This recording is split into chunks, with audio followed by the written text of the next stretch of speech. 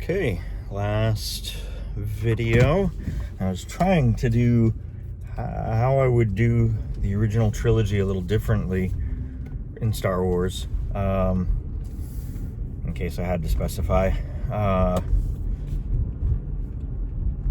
to address some of the flaws, and there are flaws. As I said before, mainly around George Lucas's limited ability to flesh out a setting, to remain consistent, to use terms correctly, and to use logic. And I was trying to get all three movies into one video, and that just failed spectacularly. I only got through like 2 parts of A New Hope that I would have done a little differently. And yeah, I know I'm talking about disagreeing with what was done that has survived for almost 50 years, and is still a cultural force, has influenced so many things, has made so much money. I get that I'm not really in a position to criticize. I'm trying to appeal to logic here. And so I talked about the things in episode 4, A New Hope, that I would have done differently. 2 of them, including the major one, the biggest one.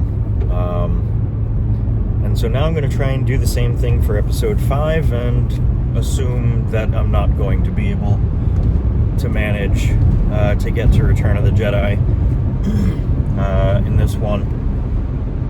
So, Empire Strikes Back, episode 5 of the Star Wars saga, of the Skywalker saga.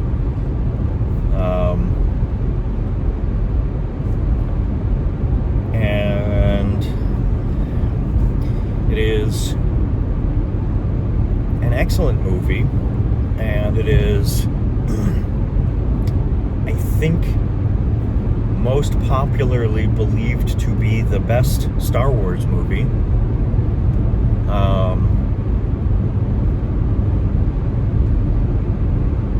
Though that may be changing as a newer generation that grew up on the prequels is becoming more prevalent. I don't know. I know that Empire is well thought of, at least in the context of the original trilogy.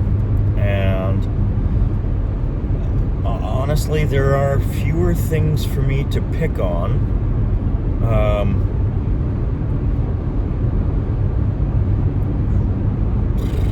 Really, 3 things come to mind. One is I've never really liked the logical setup for the assault on the Hoth base.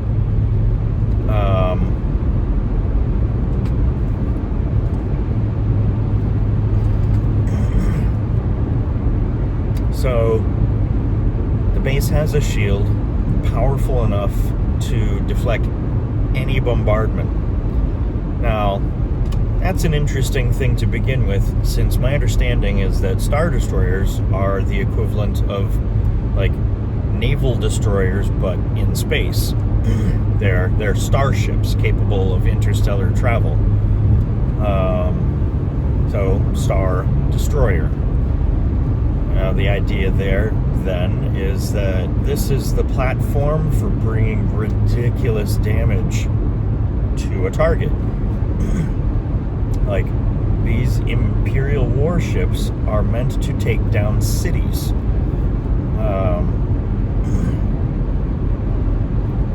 Now, this rebel base that was presumably fairly quickly put up, and hoping for it to be a a secret more than anything, because I mean, that's their best defense, not being found. They had the forethought to put up a shield, and that makes sense. But why? How did they?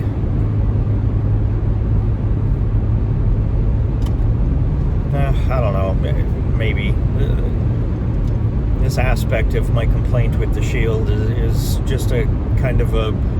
Really, they have a shield that can stand up to any bombardment from one of the more powerful mobile forces in the Imperial Starfleet. Okay. Shocked they don't use that in other places.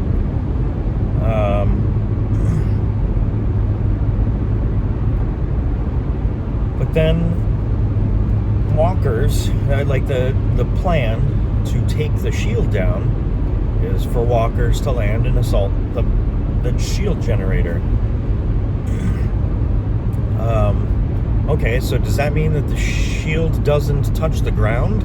Is it an umbrella? And there's enough room for the walkers to get under the edge? Or does it not work like... Does it not work like that?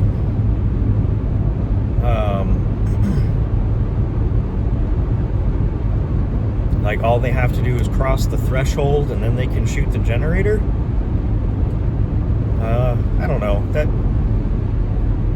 That part doesn't make a lot of sense to me.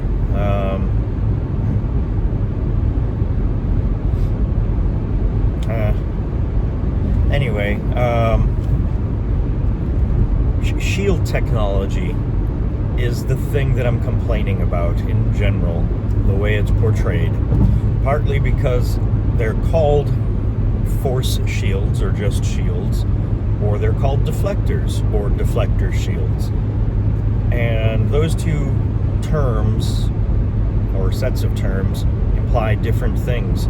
Wow, I'm talking about this a lot longer than I intended to. Basically, I'm not a fan of how inconsistently the shields seem to be portrayed, and it comes to light more in Empire Strikes Back. One more hit on our rear quarter and we're done for. Shields can hold air into a hangar in space, but let a ship out or in. Like, just the lack of detail around it bothers me a little bit.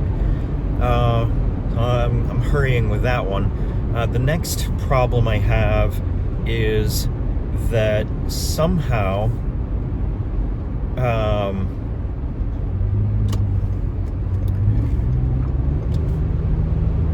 the Millennium Falcon travels from the Hoth system to the Bespin system in a time period measured less than a year with sublight engines. So, like, their hyperdrive is down, they can't go faster than the speed of light.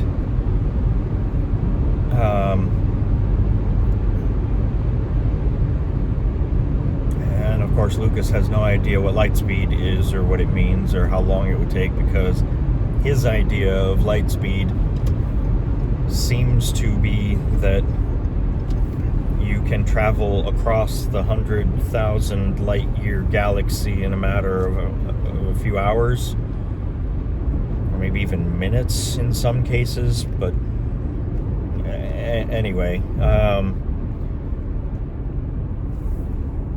so somehow, without the ability to go past light speed, they travel between solar systems, which are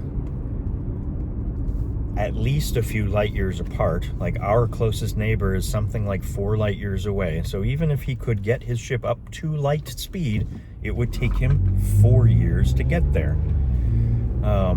But obviously it was not that long. riding on the Millennium Falcon. Especially with Vader and Boba Fett waiting for him. Like, did they just stay in Cloud City for a few years? Yeah, so that kind of... They should have done that differently. But I don't think George Lucas understood physics at all. Like, not even surface level. Or just didn't care. He's a great storyteller, but really bad at details that matter to me.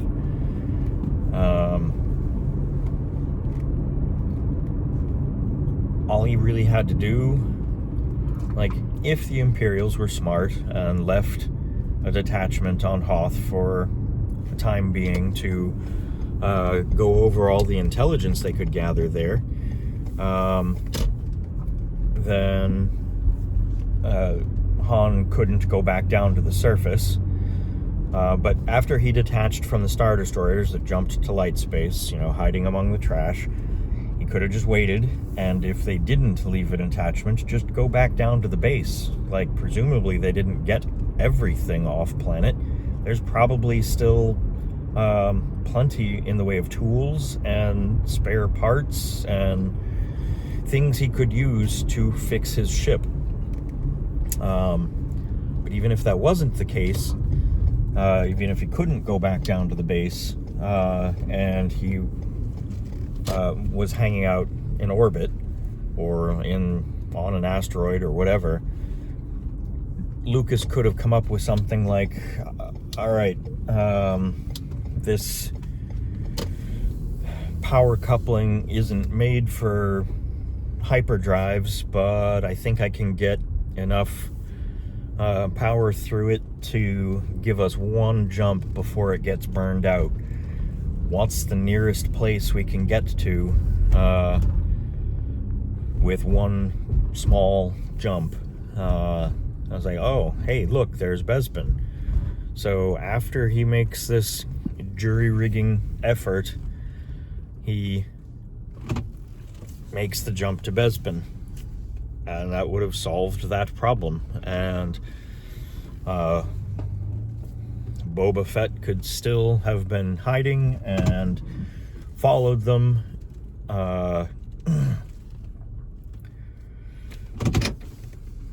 Yeah, anyway, so that little detail about using sublight engines to get to another solar system bothered me.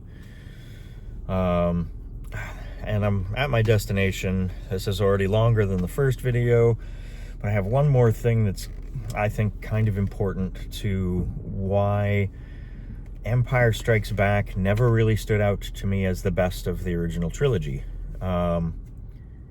Why it didn't connect with me, and that's because of the cave on Dagobah and it not being obvious what Luke's failure was.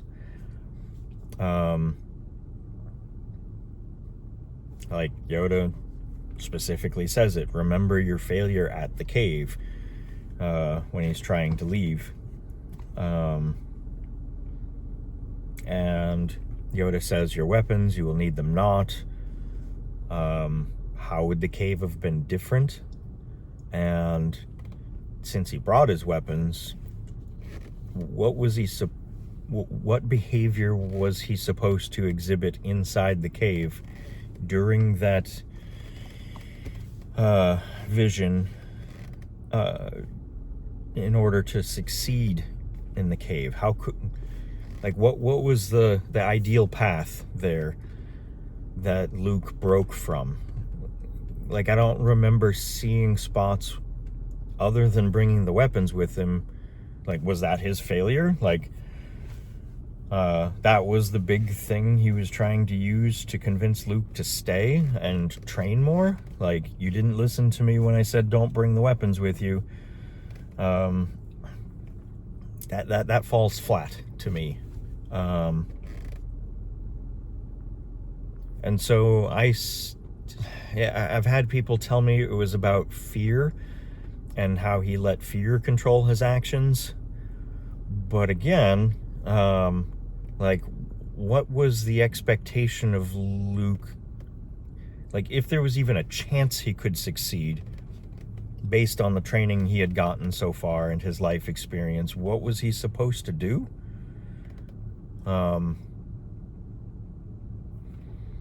That scene feels like it's not fleshed out enough.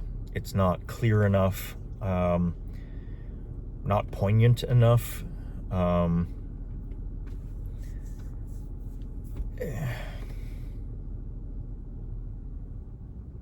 That big part of Luke's training just didn't make sense to me, or doesn't make sense to me. And I don't know, it diminished my enjoyment of Empire to the point where, as a kid growing up, A New Hope and Return of the Jedi I enjoyed those more. Empire I considered skipping every now and then because it wasn't as fun a movie for me as a kid, and even as an adult. A New Hope has the trench run, which is like one of the better emotionally engaging, tense scenes in Star Wars, and Return of the Jedi has the best scene in all of Star Wars. Well, I'll leave that for the next video. But this one,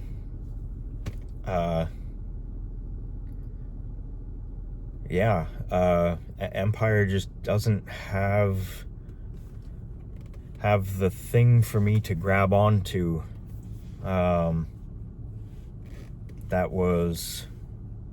That felt like an adventure serial. And yeah, I get it.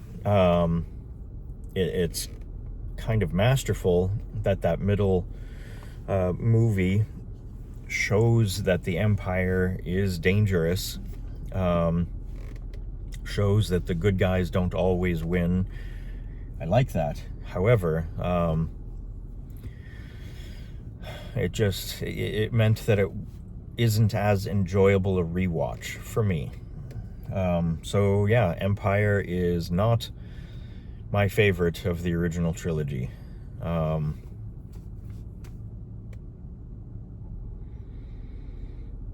right, well, I think those are the major points, and hopefully some of that made sense.